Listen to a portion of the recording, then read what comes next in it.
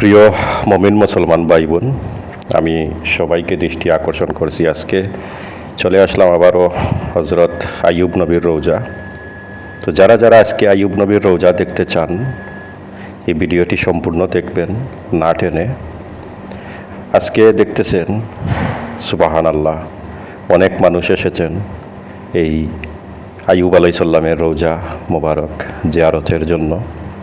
আমিও এসেছিলাম, তাই আপনাদের জন্য একটি ভিডিও দিলাম, যাতে আপনারাও দেখেন আর অন্যান্য মমিন মুসলমান ভাই বোনদেরকে দেখার সুযোগ করে দিবেন ইনশাল্লাহ।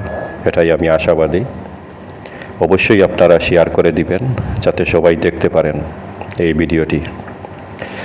তো প্রিয় মমিন মুসলমান ভাই বোন, আপনাদের কাছে একটি অনুরোধ করব, যদি আপনারা সবসময় আমার মাধ্যমে নবী অলিয়া উলিয়াদের রওজা শরীফ দেখতে চান, তাহলে অবশ্যই এই ভিডিওটি দেখেন আর আইডিটাকে ফলো করবেন। ফলো করে যদি রাখেন, তাহলে নতুন কোনো ভিডিও আবার দিলে আপনাদের কাছে সরাসরি চলে যাবে।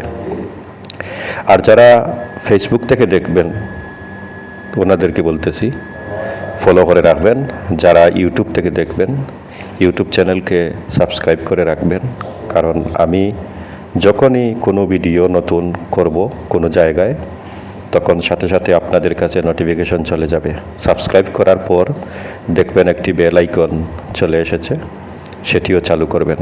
এই যে ঘরটি দেখতেছেন, এখানে মুসল্লিরা আসেন আর জিয়ারতের পরে এখানে নফল 2 রাকাত নামাজ আদায় করেন।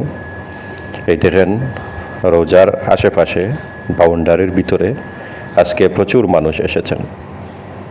সুবহানাল্লাহ। এখানে আবার কিন্তু ওই যে বিধর্মী যারা আছেন, অন্যান্য ধর্মের, মুসলিম ছাড়াও অন্যান্য ধর্মের মানুষ এখানে আছেন। এই যে একটি দেখতেছেন গ্লাস লাগানো, সেটিতে ওনার পায়ের চাপ ছিল, তো এটাকেও সংরক্ষণ করা হয়েছে।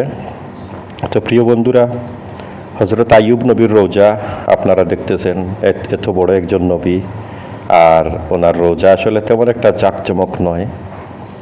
আরব কান্ট্রিগুলোতে এভাবেই তারা বেশি গুরুত্ব দেয় না, কিন্তু আমাদের মাঝে তো অনেক গুরুত্ব আছে। নবীদেরকে আমরা অনেক সম্মান করি, কারণ ওনারাই ইসলাম প্রতিষ্ঠিত করেছেন এই পৃথিবীতে। ওনাদের ইসলাম প্রতিষ্ঠিত করার পর আমরা পেয়েছি, আমরা সৌভাগ্যবান। সুবহানাল্লাহ। তো প্রিয় বন্ধুরা, আজকের মতো আমি বিদায় নেব আপনাদের কাছ থেকে। ইনশাল্লাহ আগামীতে কোনো নতুন ভিডিও নিয়ে আসবো। সবাই ভালো থাকবেন। আসসালামু আলাইকুম ওয়া রাহমাতুল্লাহি ওয়া বারাকাতুহু।